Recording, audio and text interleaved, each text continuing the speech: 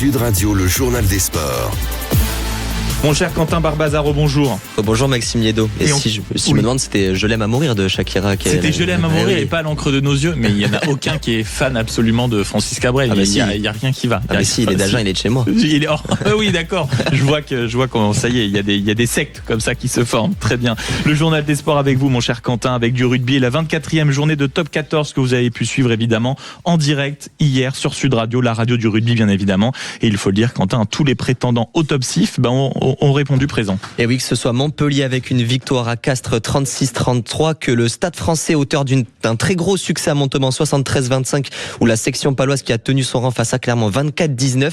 Les grosses écuries du championnat ont toutes tenu leur rang. Des victoires qui rapprochent ces équipes des phases finales et surtout des 4 premières places du championnat. Le manager palois Sébastien Piccheroni en a même fait un objectif à 2 matchs de la fin de saison.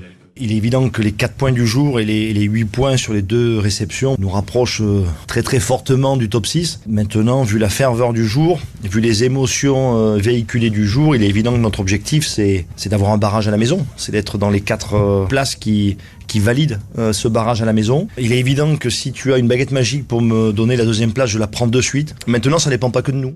Dans les autres résultats de ce samedi, le Lyon a battu Bayonne 42-35, le Racing s'est imposé 43-28 face à Toulon et reste en course pour une qualification.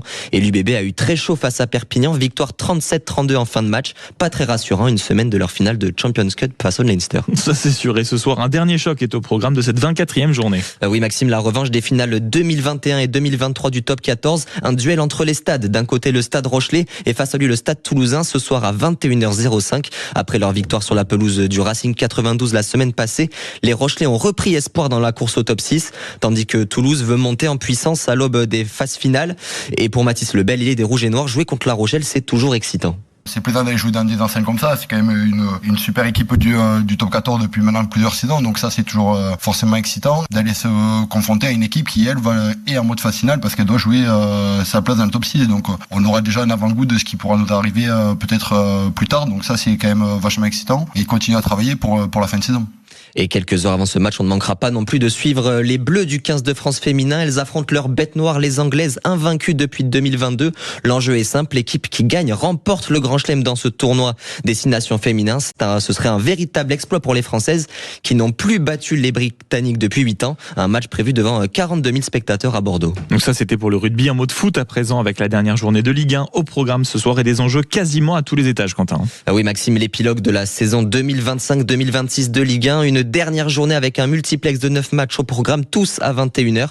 Parmi les affiches à enjeu, on sera attentif à la course à l'Europe avec un choc entre Lyon et Lens, le déplacement de Monaco à Strasbourg ou encore l'alléchant Marseille-Rennes. Un match qui doit permettre à l'OM de terminer sur une bonne note cette année particulièrement mouvementée. Un succès permettrait aux Olympiens d'accrocher un billet européen, de quoi sauver la saison comme l'affirme le coach marseillais Habib Beye. Il faudra qu'on fasse un grand match. C'est surtout un grand match en termes d'enjeu parce qu'il faut pas oublier qu'il y a un enjeu européen. Et si on veut aujourd'hui atténuer en quelque sorte la peine, la tristesse de cette saison-là, et ben la meilleure façon pour essayer de atténuer un petit peu ce sentiment-là, c'est de bien finir, de gagner et de laisser l'Olympique de Marseille en Coupe d'Europe. On suivra de près aussi lors de cette soirée la course au maintien. Si Nantes et Metz sont condamnés à descendre en Ligue 2, la 16e place n'est pas encore déterminée. Elle va se jouer ce soir entre Nice qui reçoit Metz ou Auxerre qui se déplace à Lille ou Le Havre en déplacement à Lorient. Cette 16e place est synonyme de barrage aller-retour face à Saint-Etienne. Le vainqueur reste en Ligue 1, le perdant descendra à l'échelon inférieur. Des descentes qui justement pourraient causer de lourdes conséquences économiques. Et pour nous en parler, on accueille Louis-Marie Valin, membre de l'Observatoire du Sport Business. Bonjour Louis-Marie. Bonjour Quentin.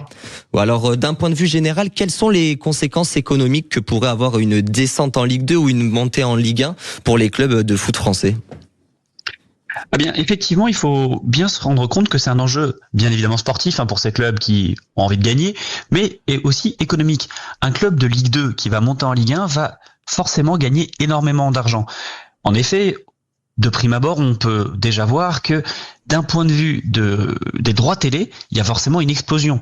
Un club de Ligue 2, il touche entre 1 à 3 millions d'euros par an en droits télé. En Ligue 1, ça sera entre 15 et 25 millions. Donc déjà, il y a une forte augmentation. Et forcément, il y a des ricochets là-dessus. Qui dit plus de droits télé, dit plus de visibilité. Qui dit plus de visibilité, dit donc plus de sponsors qui vont payer pour des montants plus chers. Qui dit également Ligue 1, dit affiche plus prestigieuse, donc plus de monde au stade. On constate qu'un club qui monte de Ligue 2 à Ligue 1 voit sa fréquentation de son stade augmenter de 30 à 100%. Donc, qui dit plus de fréquentation dit donc plus de billetterie, forcément, parce que les billets sont en plus chers, et plus de merchandising, parce que il va y avoir de la consommation de produits dérivés. Donc, on estime, quand on prend un peu tout ça, qu'un club de Ligue 2 qui passe en Ligue 1, il va gagner au moins 15 à 25 millions en plus par an, quand on compte en plus les dépenses. Parce que oui, le revers de cette médaille, c'est forcément que les dépenses sont plus élevées. Les clubs, forcément, vont payer des joueurs plus chers, ils vont devoir recruter, mais en tout cas, on sait que l'enjeu économique est donc forcément très important. Et si on devait comparer cet impact d'une montée à l'échelon supérieur avec nos voisins européens, on voit qu'on n'est vraiment pas le bon élève. Quelle est la raison d'un si faible gain par rapport aux Anglais, par exemple ? Bah oui, effectivement, les Anglais, on constate que pour une montée, là, c'est un gain qui est près de 115 millions d'euros en plus par an pour un club qui passe de Championship à Premier League. On connaît la raison, la principale raison, c'est les droits télé. On sait que les droits télé en France ont beaucoup diminué ces dernières années et ça se répercute forcément sur les gains des clubs. Alors que la Première Ligue a des droits télé qui sont à près de 4 milliards, donc on n'est pas du tout dans la même dimension. Merci beaucoup Louis-Marie Valin. Et merci beaucoup mon cher Quentin Barbaza donc pour ce journal des sports, et on vous retrouve à partir de 9h pour votre Café des Sports avec un invité de marque. Et oui, on va retrouver une voix notable du foot à la radio, monsieur Jean Rességuier, qui a commenté sur RMC pendant 30 années, qui est maintenant sur RTL. On le retrouve à 9h15 dans le Café des Sports.